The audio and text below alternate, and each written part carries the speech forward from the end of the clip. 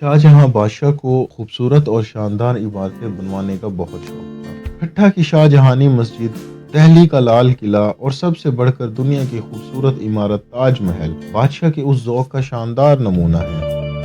شاہجہاں نے جب اپنی بیوی ممتاز محل کی قبر پر تاج محل کی تعمیر کا فیصلہ کیا، انجینئرز نے کئی نقشے تیار کیے۔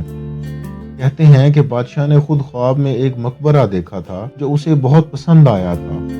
اتفاق سے ایک انجینئر کا نقشہ ٹھیک اس کے مطابق نکلا۔ یہی جب تیار ہوا تو وہ تاج محل کہلایا۔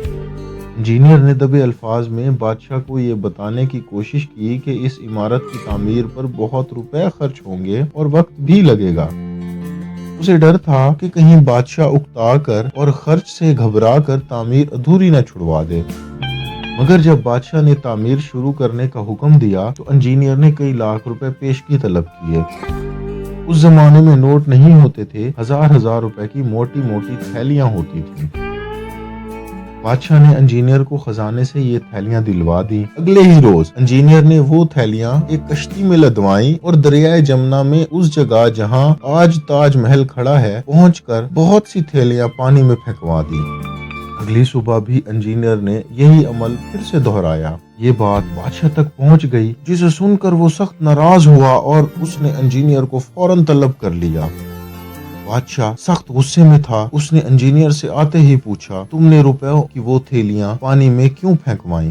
انجینئر نے بڑے اطمینان سے جواب دیا، حضور برا نہ مانے، تاج محل جیسی عمارت کی تعمیر کے لیے آپ کو روپیہ اس طرح خرچ کرنا ہوگا اور بڑی ہمت سے کام لینا ہوگا۔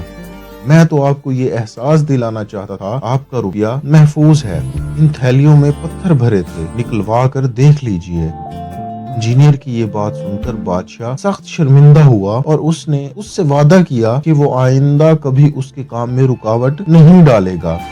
آخر کار انجینئر کی محنت اور بادشاہ کے حوصلے سے دنیا کی یہ شاندار اور حسین عمارت تاج محل مکمل ہو گئی۔